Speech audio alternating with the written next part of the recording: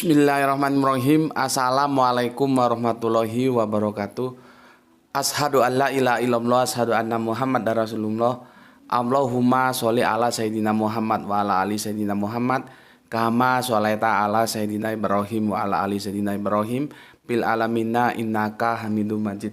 Alhamdulillah kita bertemu lagi melanjutkan kajian kita yang kemarin. Kemarin ada di seri pertama, sekarang kita masuk ke seri kedua. Ya. Seri kedua. Sebelumnya aku ucapkan terima kasih untuk semua peyur-peyur tercinta, baik ada yang di Ambon, ada yang di Papua, ada yang di Makassar, ada yang di Palu, ada yang di Kendari, ada yang di Jember, ada yang di Banyuwangi, ada yang di Probolinggo, ada yang di Surabaya, ada yang di Jogja. Alhamdulillah sepertinya mau dapat kiriman dari Jogja, paket lampu ya. Meskipun aku agak bingung gaptek gimana lampu studio itu ya. Dan juga studionya tempatnya kecil, tapi nantilah ya, coba kita kita pelajari nanti gimana penggunaannya. Dari Solo, dari Jogja, dari Bandung, dari Bogor, dari Cimahi, dari Jakarta, dari Aceh, dari Padang. Mana lagi? Lampung, iya Lampung. Beberapa waktu Lampung absen ini. Kemana Lampung? Nggak komen ya. Dari mana saja yang aku lupa sebutkan namanya ya, karena tidak mungkin aku menghafal semuanya, maka aku ucapkan untuk kalian semua terima kasih ya. Dan sebagaimana biasanya juga, ayo kita berikan ucapan doa kepada Gusti Allah Ingkang Maha Agung. Semoga semuanya ya, saudara-saudara kita yang memberikan sholawat terhadap channel ini, baik lewat infak dakwah, baik lewat anti skip, anti download ya, aku ucapkan terima kasih ya. Ya terserahlah kalian yang paling tahu kemampuan kalian, Allah berikan kepada kalian seperti apa dan seberapa dan bagaimana kalian harus mendukung langkah dakwah, itu urusan kalian lah ya, karena aku tidak tahu kalian apa dan bagaimana. Tapi apapun sholawat yang kalian berikan, ayo itu menjadikan sebuah harapan, semoga menjadi catatan langit kesolehan untuk kalian dan keluarga kalian di akhirat kelak. Berikutnya untuk viewer-viewer yang mendoakan aku ucapkan terima kasih dan semoga kebaikan doa itu juga kembali kepada kalian semua. Oke.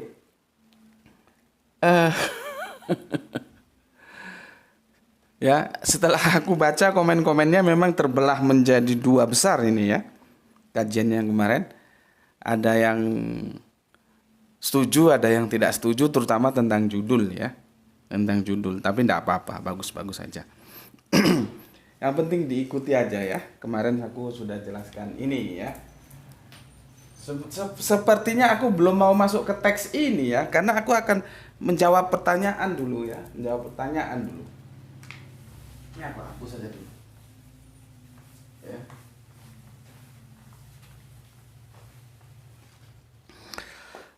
Pertanyaannya yang aku kira cukup untuk mewakili dari kalian semua, aku ambil dua saja lah ya. Aku ambil dua. Ini nggak tahu dari mana, ini tidak menunjukkan asalnya. Oke, sebelum aku lupa aku ingatkan kembali, aku tidak memberikan izin kepada siapapun ya untuk mendownload semua video-video yang ada di channel Gus Metik ya. Aku ingatkan sekali lagi, aku belum memberikan izin. Maka kalau dia mengambil dengan cara tidak izin, maka dia ya maling. Ya, dia maling. Karena bagaimanapun ya channel ini channel ini masih bertumbuh, dia belum kokoh, belum besar. Ya. Supaya kalian paham, aku tidak memberikan izin kepada siapapun untuk mendownload video-video kajian di channel Gus Metik. Maka siapapun dia yang mendownload, maka dia maling. Ya. Oke. Ini ada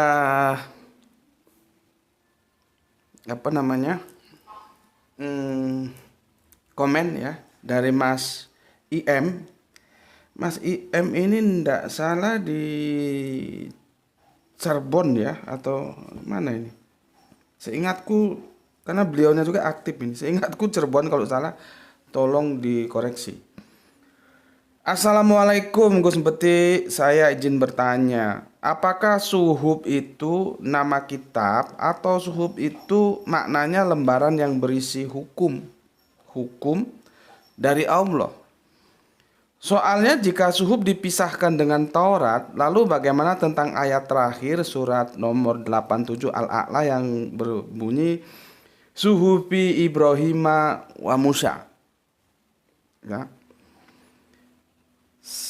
Sejak saya ikut kajian Gus Beti, saya jadi kritis dan ingin belajar lebih dalam tentang Al-Quran.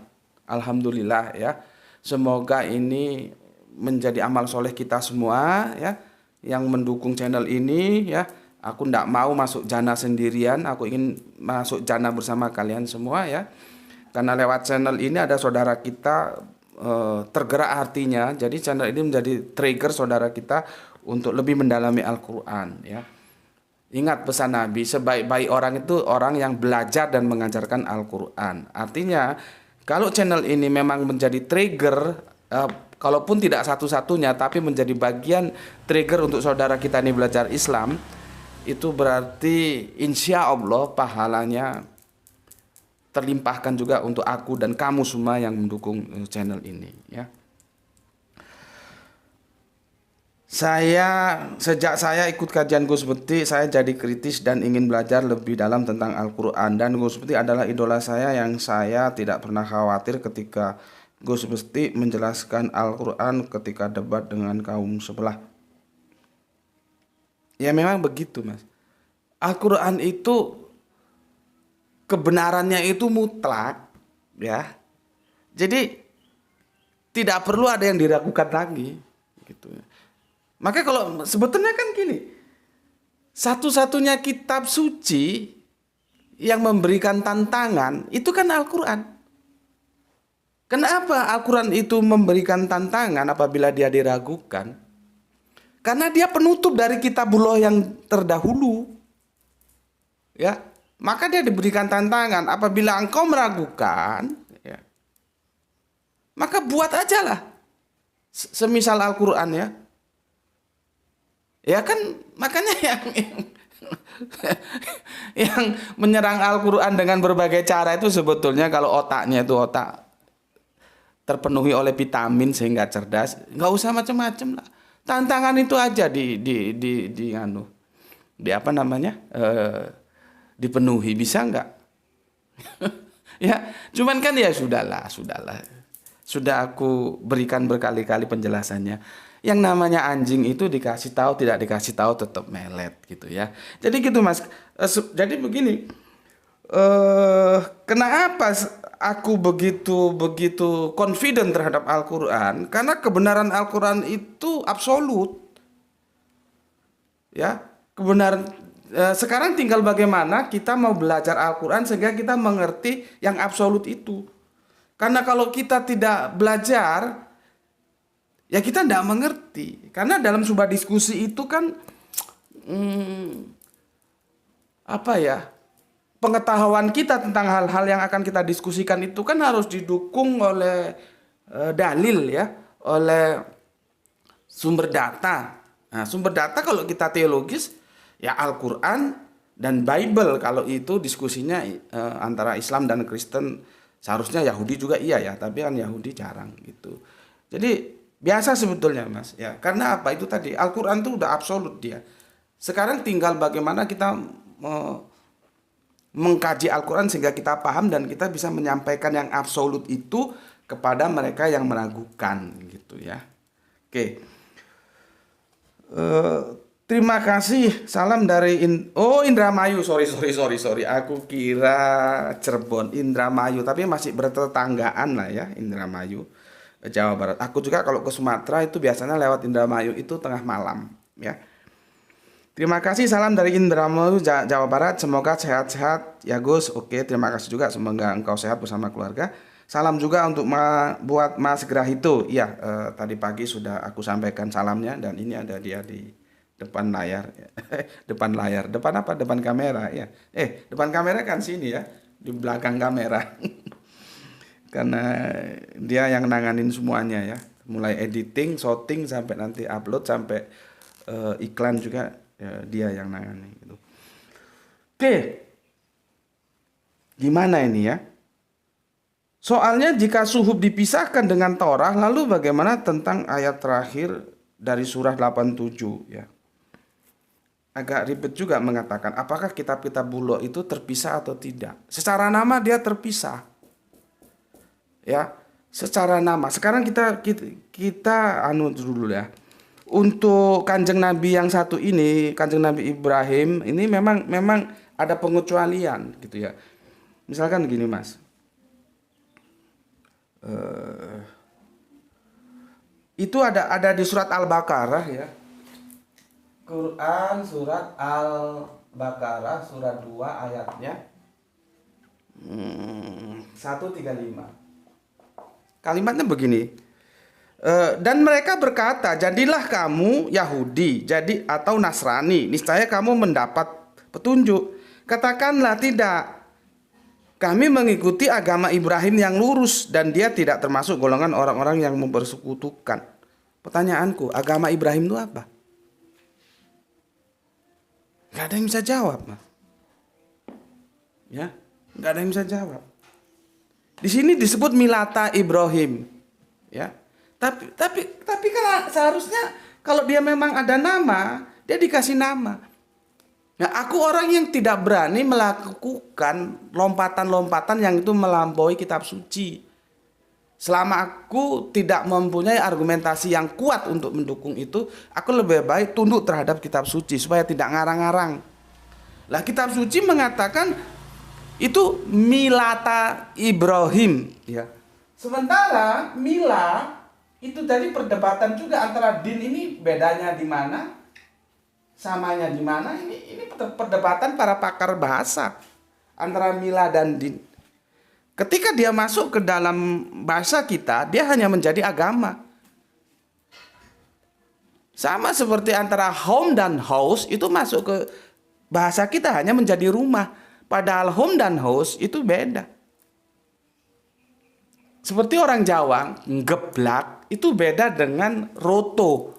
Beda dengan apalagi geblak, roto, tibo itu beda. Tapi kalau dia masuk ke dalam bahasa Jawa, masuk ke dalam bahasa Indonesia, dia cuma satu kata, jatuh. Padahal geblak, roto, tibo itu beda-beda. Ya, sama seperti ini. Mila dan din ini sebetulnya apa sih persamaannya, apa perbedaannya? Ini para pakar bahasa belum selesai. Dan kita selalu disuguhkan oleh Alkitab, Al-Quran itu milata Ibrahim. Belum menyebut nama. Seperti kalau kita bilang agama Kanjeng Nabi Muhammad apa? Ya kita bisa langsung jawab Islam. Agama yang disampaikan oleh Kanjeng Nabi Isa kita langsung bisa jawab Nasrani, bukan Kristen loh ya. Bukan Kristen, ingat. Kanjeng Nabi Isa itu membawa sebuah agama yang diamanahkan dia namanya Nasrani. Jadi kalau misalkan Kanjeng Nabi Isa sekarang hadir di hadapan kita, aku hakul yakin 100% fix Kanjeng Nabi Isa tidak akan pernah kenal yang namanya Kristen. Enggak. Kristen itu nanti di Antioquia lewat Paulus. Dan aku sudah jelaskan. Catatannya ada, valid, baca Kisah Para Rasul. Di Antioquia lah mereka pertama kali disebut Kristen.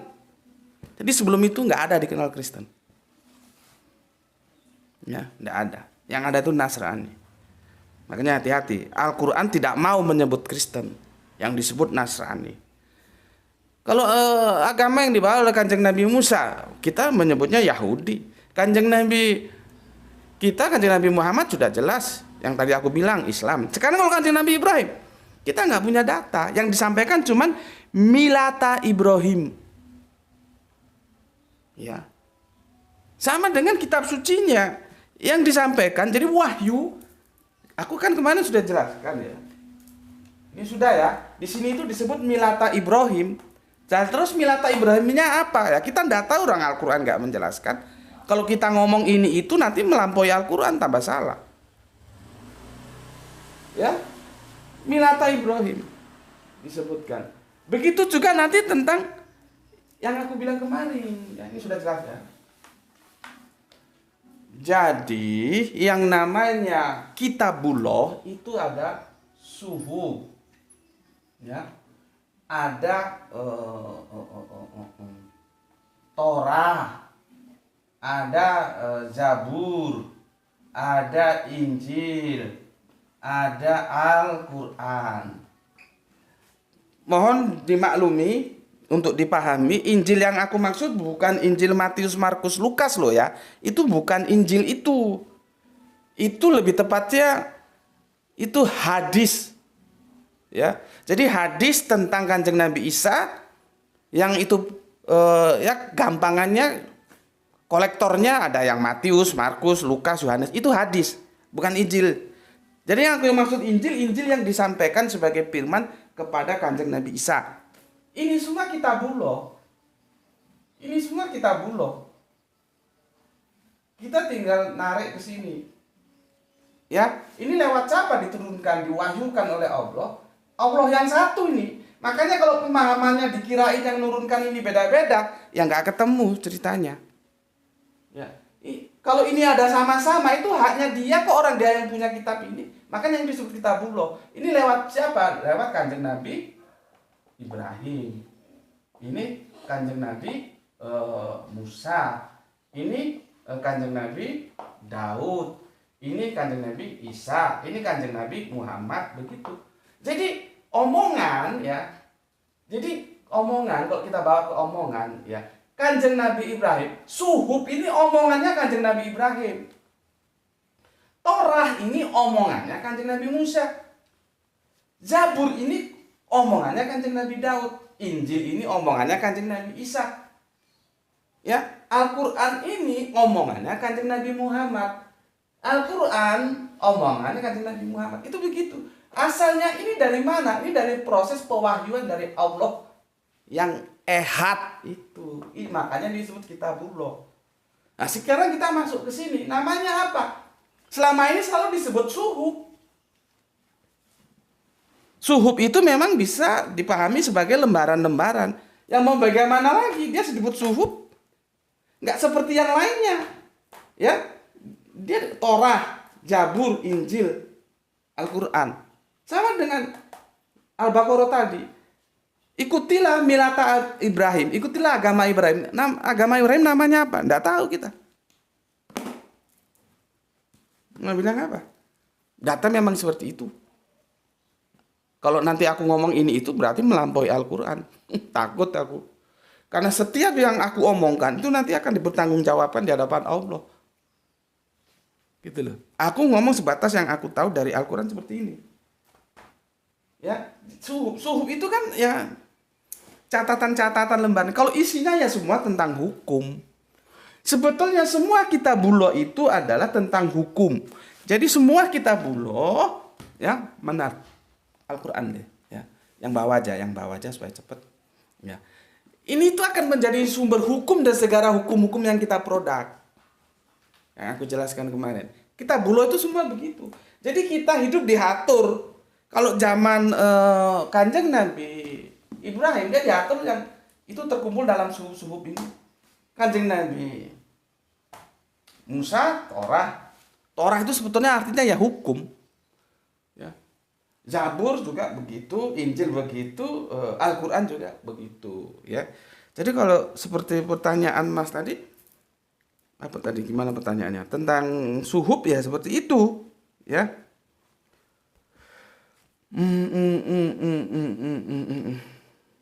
Sebentar. Apakah suhub itu nama kitab? Ya. Ya jadinya nama kitab, orang yang dikasih sama kita cuman itu. Seperti Millata Ibrahim itu nama agama, ya jadinya dia nama agama. Kita nggak dikasih tahu nama agamanya apa, ya kita pakai nama itu. Kecuali kalau Kanjeng Nabi Musa Yahudi, Kanjeng Nabi Isa Nasrani, Kanjeng Nabi Muhammad Islam gitu. Misalkan ikutilah agama Kanjeng Nabi Muhammad. Nah, kita mesti tahu agama Kanjeng Nabi Muhammad apa? Ya Islam gitu. Sementara teksnya di surat Al-Baqarah, ikutilah agama Ibrahim. Nah, kan begitu. Agama Ibrahim apa? Ya enggak tahu, ditulisnya agama Ibrahim. Begitu juga kitab suci apa ya? Kita mengenalnya suhuf. Jadi apakah itu nama kitab? Ya dia menjadi nama kitab akhirnya. Apakah Millata Ibrahim itu akhirnya menjadi nama agama? Ya iya, karena tidak ada nama lain untuk mengenalnya. Pentingnya nama itu kan untuk mengidentifikasi, untuk kita mengenal gitu ya. Itulah pentingnya sebuah nama. Maka sebetulnya kalau repot mencari siapa yang bikin langit dan bumi itu, dicari lewat namanya saja. Yang punya nama Allah itu ya cuma dia, satu, tunggal. Gitu loh, gampang sebetulnya. Selama otaknya waras gitu loh. Bismillahirrahmanirrahim.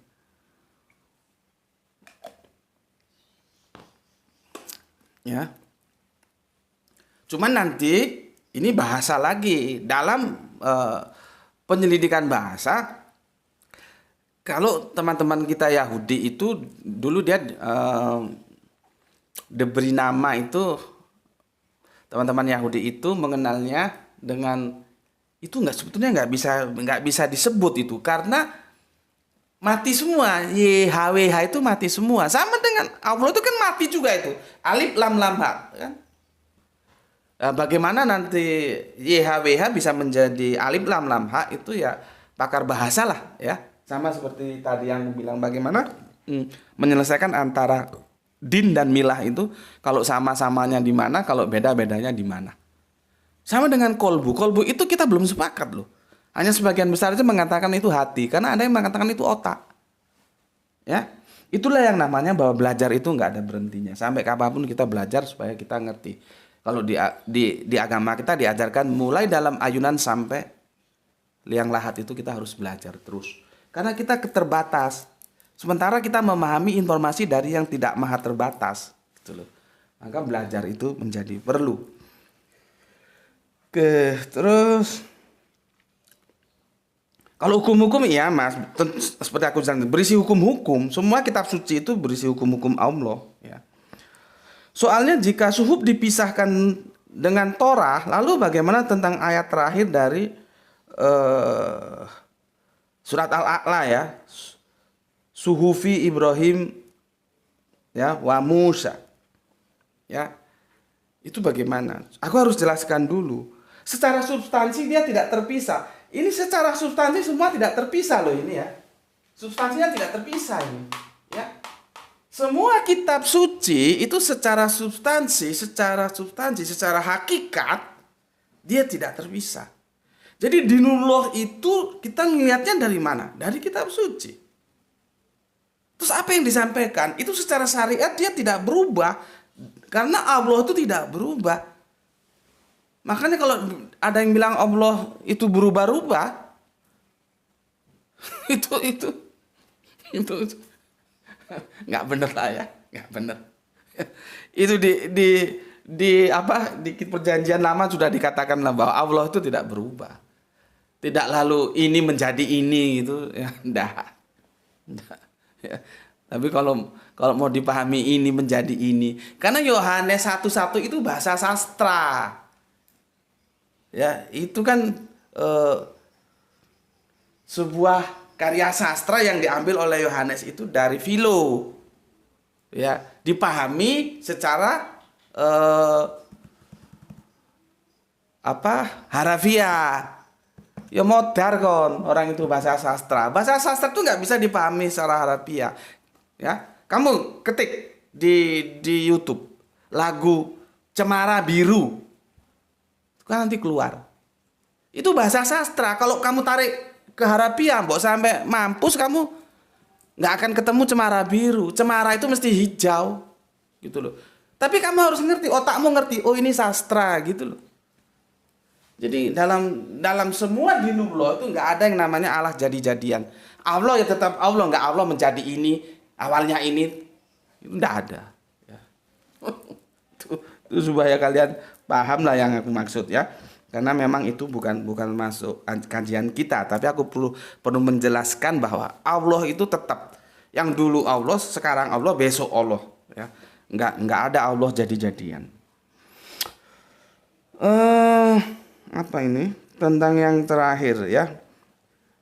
Aku sudah jelaskan tadi, secara substansi dia sama, secara syariat sama. Secara hakikat dia sama. Menjelaskan kepada Gusti Allah ingkang Maha Agung yang tunggal itu. Nanti dia menurunkan hukum-hukum. Nah, hukum-hukum nanti ini kalau sudah menyangkut syariat, itu dia berubah. Syariatnya berubah, tapi hakikatnya sama. Maka kalau sampean bilang suhuf dipisahkan dengan Torah, itu aku jawabnya harus hati-hati. Dalam tataran syariat mungkin terpisah, dalam tataran hakikat dia tidak. Cuman supaya orang ngerti kan, yang ini namanya suhuf, ini namanya Torah gitu loh, supaya bisa beda-bedakan. Tapi kandungannya sama secara hakikat. Gitu ya.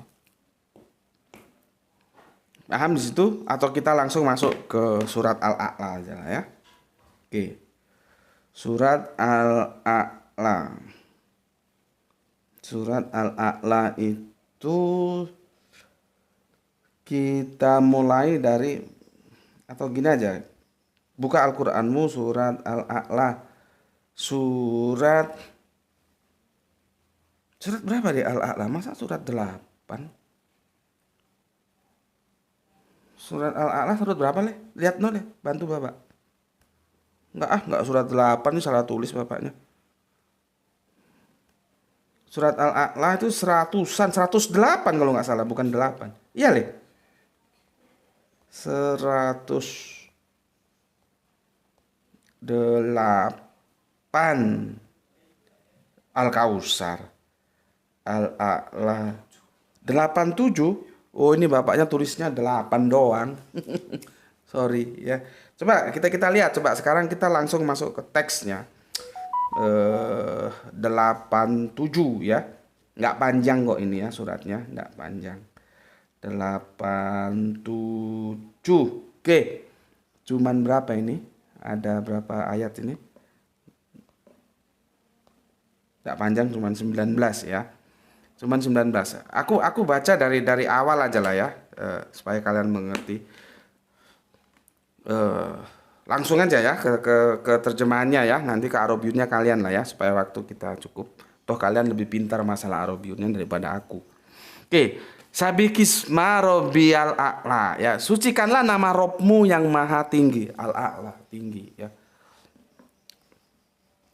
Yang menciptakan lalu menyempurnakan ya. Yang menentukan kadar dan memberi petunjuk, dan yang menumbuhkan rerumputan lalu jadikannya rerumputan itu kering kehitam-hitaman. Coba nilai sastranya itu loh bagus sekali. Dan yang menumbuhkan rerumputan ya. Lalu dijadikannya itu kering kehitam-hitaman. Kami akan membacakan kepadamu. Apa yang mau dibacakan? Wahyu, Al-Quran. Ya, dibacakan kepada siapa? Kepada Kanjeng Nabi Muhammad. Sehingga engkau tidak akan lupa. Jadi Kanjeng Nabi Muhammad itu tidak akan pernah lupa. Ya, itu Al-Quran menggaransi.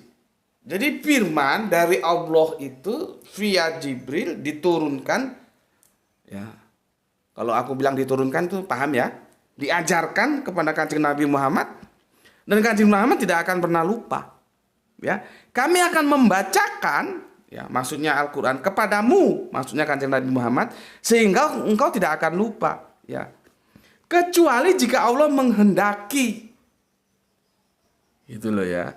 Sungguh Dia mengetahui yang terang dan yang tersembunyi. Dan kami akan memudahkan bagimu ya ke jalan kemudahan. Oleh sebab itu berikanlah peringatan. Karena peringatan itu bermanfaat.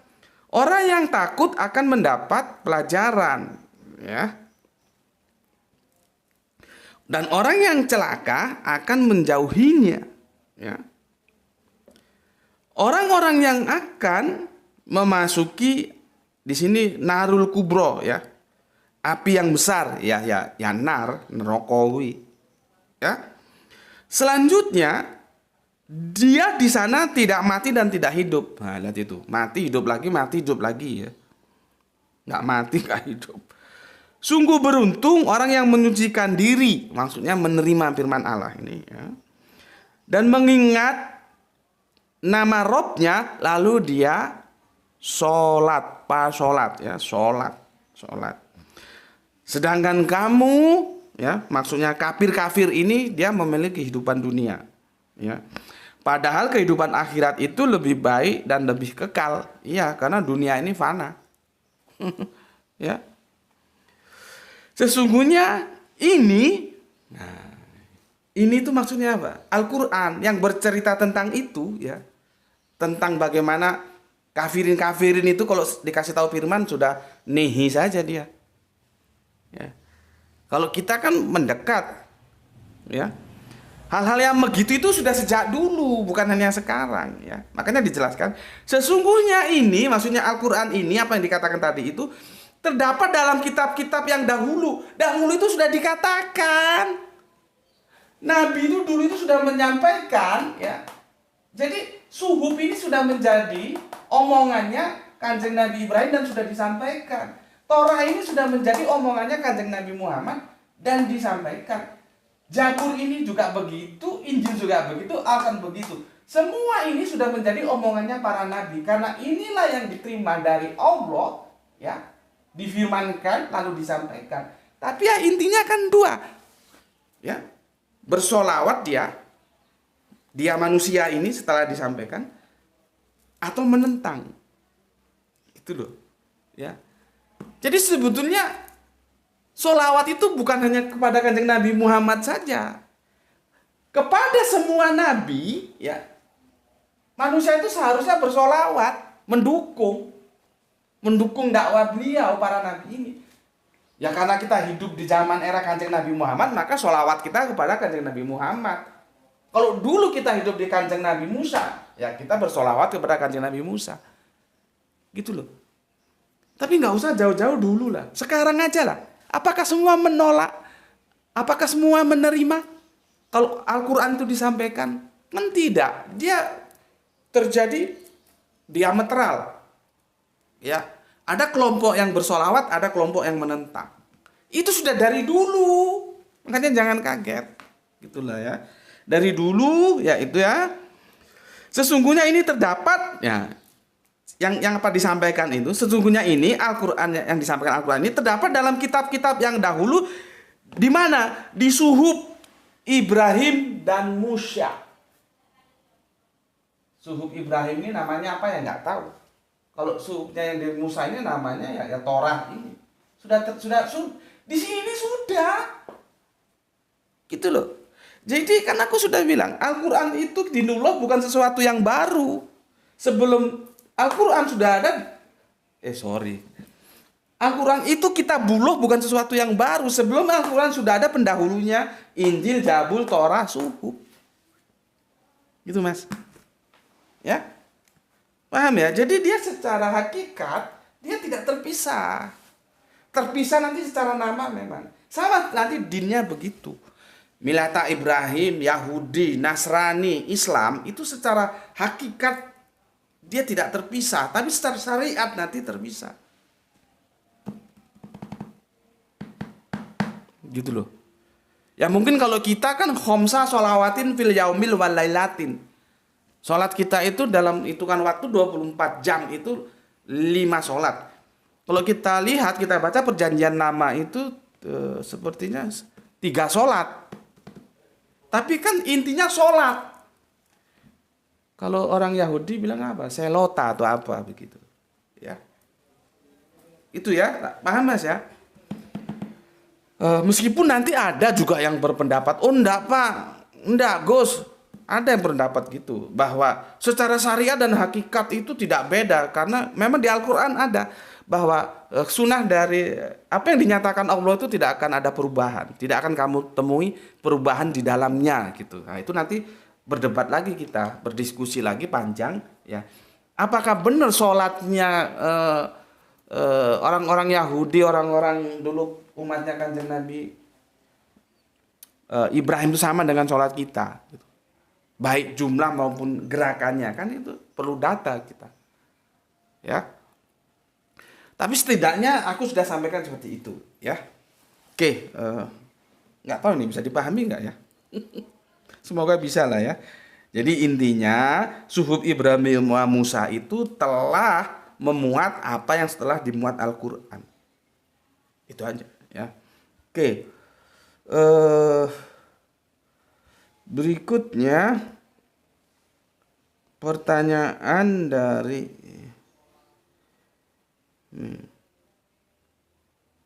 sebentar dari ini apa? Dari Mas G ya. Sah-sah saja memberi judul kajian, tapi kalau bisa jangan liar. Jadi ngeri-ngeri sedap. Quran surat An-Najm 34. Sesungguhnya Al-Quran itu wahyu yang diwahyukan. Aku sudah bilang kemarin ya. Kalau tidak bisa memahami apa itu kemarin ya. Sebentar, ini surat Al-Haq 6 surat Al-Haq kembali lagi ini. Ini anunya yang satu masih bermasalah, jadi aku agak lama ya. Surat 69 ya, surat 69. Surat 69 ayatnya 40 ya. 40 kamu buka.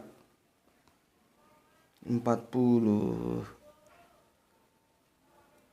Aku sudah jelaskan kemarin, kalau kamu nggak paham apa yang dimaksud la qaulu ya, benar-benar perkataan yang aku terjemahkan omongan supaya acceptable itu memang sulit.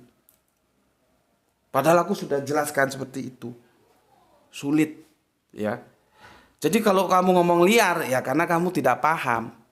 Justru aku ngomong bahwa Al-Quran itu adalah omongan kanjeng Nabi Muhammad. Itu 100% dan Al-Quran mengatakan begitu, terus kamu ngomong liar. Ya. Ini karena kamu nggak ngerti apa itu yang aku kan sudah jelaskan kemarin. La qauli itu ya. La qaulu itu kan sudah aku jelaskan kan? Kamu paham nggak itu? Kalau kamu nggak paham itu sulit memang. Kamu pahami dulu. Ya, kamu pahami dulu. Yang bilang omongan itu Al-Quran, terus kamu bilang liar, itu gimana itu? Dasmu mumet apa piye? Nggak ngerti kamu? Ya, itu tidak ada kaitannya dengan surat An-Najm. Ya. Kok kamu bilang enggak lah. Kalau kamu mau belajar memahami apa itu lakoni, nanti ini bukan ngeri-ngeri sedap, tapi sedap. Karena aku tunduk terhadap Al-Quran dan Al-Quran mengatakan memang Al-Quran itu omongannya kanjeng Nabi. Itu loh, ya. Kok kamu bilang liar? Enggak ada kaitannya. Kamu tidak bisa memahami antara surat apa tadi? Surat Al-Haq 6940 dengan surat An-Najm. Nanti coba aku jelaskan ya. Tapi gini aja lah dulu. Gini aja lah dulu ya. Aku ajak ke kerangka berpikirnya dulu, nggak masuk ke teks dulu lah ya. Supaya kamu itu ngerti. Sebetulnya ini sudah aku jelaskan kemarin ya. Cuman Okelah, aku jelaskan lagi. Semoga untuk teman-teman yang paham tidak apa-apa ya. Karena mengulang-ulang itu juga ada sunahnya, jadi jangan bosan. Satu jiwa pun harus kita menangkan ya. Kita ini bertarung, satu jiwa pun harus kita menangkan ya. Semoga nanti masnya setelah aku jelaskan ngerti. Gini aja lah ya, gampangnya gini, tukang las. Tukang las. Ya. Itu omongannya apa itu? Yang sering menjadi omongannya tukang las itu apa? Mesti karbit. Ini ya, kita ambil salah satu contoh lah. Meskipun ada las listrik ada. Jadi tukang las itu selalu omongannya karbit, Mas. Ya, tukang bakso. tukang bakso. Ya, itu omongannya apa? Mesti pentol. Bagaimana bikin pentol yang enak, ya. Terus tukang buah. Tukang buah. Itu omongannya apa, Mas? Kalau kita ambil buah banyak, duren misalkan. Ya pasti omongannya duren. Ini gampang kok ya. Tukang rumah ya. Tukang bikin rumah maksudnya. Omongannya apa? Mesti semen. Ya, semen yang bagus itu apa? Ya. Terus tukang dakwah. Aku ini ya, tukang dakwah. Lihat, ambil nol ya, yang baru. Tukang dakwah. Omongannya apa tukang dakwah itu? Ya mesti Al-Qur'an. Gitu loh, Mas, ya. Ini kerangka berpikirnya aja, kamu sudah, nanti aku masuk ke ayat An-Najm nanti ya. Coba begini. Ya. Tukang las itu ndak mungkin ngomong pentol supaya enak itu gimana? Itu ndak mungkin. Ndak mungkin, Mas. Tukang las gak mungkin ngomong duren yang legit gimana, yang rasanya manis tuh gimana, itu nggak mungkin. Tukang las gak mungkin semen itu yang bagus itu adukannya berapa dicampur dengan pasir, apa 3:1 atau 6:1, nggak mungkin. Tukang las tuh nggak mungkin ngomongin Al-Quran, Mas. Nggak mungkin dia meneliti Al-Quran ayat demi ayat, diksi demi diksi, narasi demi narasi, nggak mungkin. Ya, nggak mungkin lah. Jadi tukang las yang diomongin apa? Tukang las yang diomongin ini loh, karbit ini loh. Bagaimana karbit yang bagus kualitasnya sehingga dia bisa menghasilkan hasil las yang kokoh, yang kuat, besi itu tidak bisa terpisahkan. Ya. Begitu juga, ini tukang apa tadi? Tukang bakso, dia nggak mungkin ngomong karbit, Mas. Karbit tuh nggak jadi omongannya, nggak mungkin duren jadi omongannya, nggak mungkin semen jadi omongannya, nggak mungkin Al-Quran jadi omongannya, nggak mungkin. Omongannya apa? Tukang bakso tuh omongannya ya pentol yang gurih itu, dagingnya seperti apa, campuran tepungnya seperti apa, bawang putihnya seperti apa. Itu omongannya mesti begitu. Begitu juga tukang buah, ya nih, tukang buah nih, Mas, ya. Itu nggak mungkin ngomongin karbit, nggak mungkin ngomongin pentol, nggak mungkin ngomongin semen, nggak mungkin ngomongin Al-Quran. Tukang buah omongannya duren, ya, duren.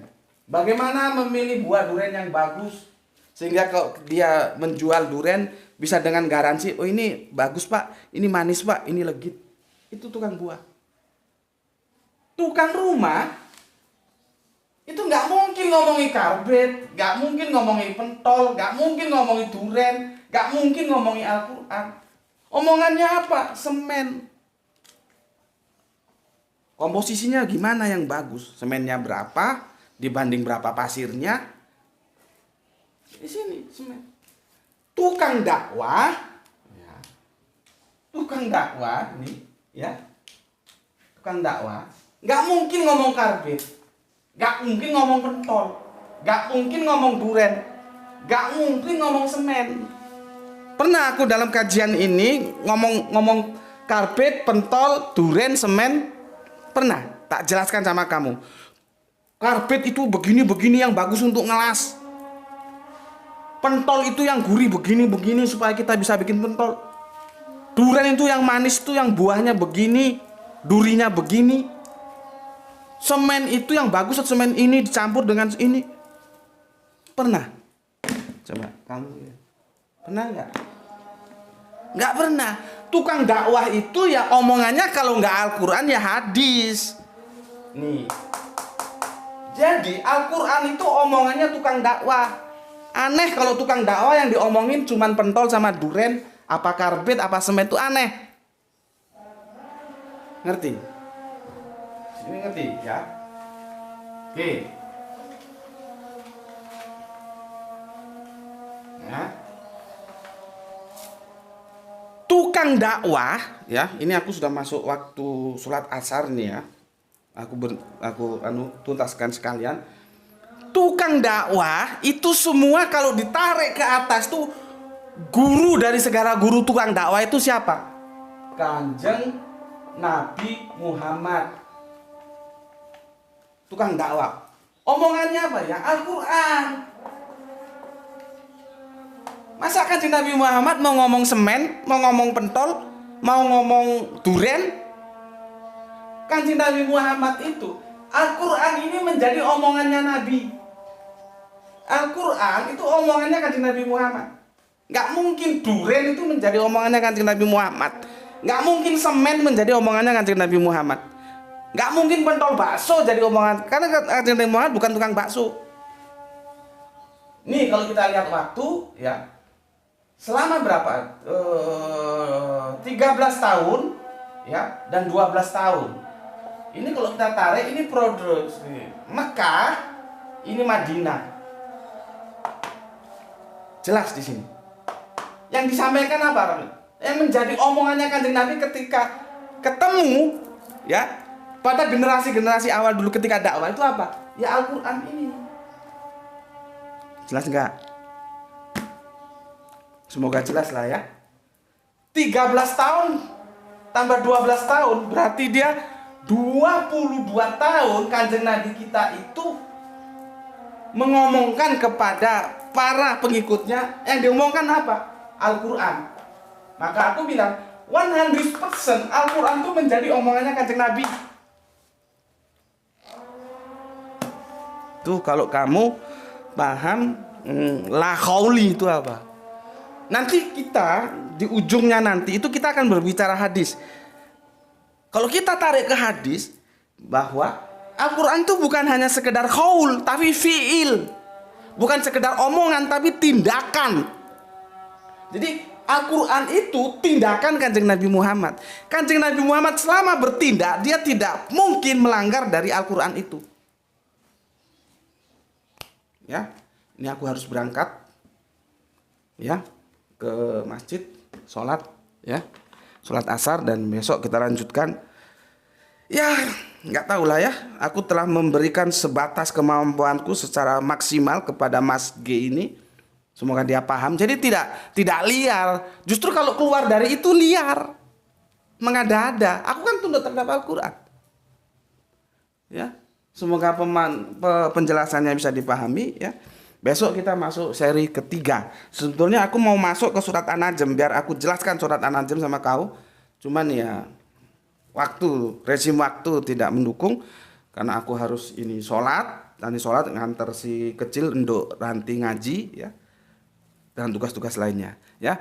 Tuh, dan aku ingatkan, ayo kita sholat berjamaah di masjid kita masing-masing. Kalau ada masjid, di musola kita masing-masing. Kalau ada musola, di langgar kita masing-masing ya. Bismillahirrahmanirrahim. Alhamdulillahirabbil alamin.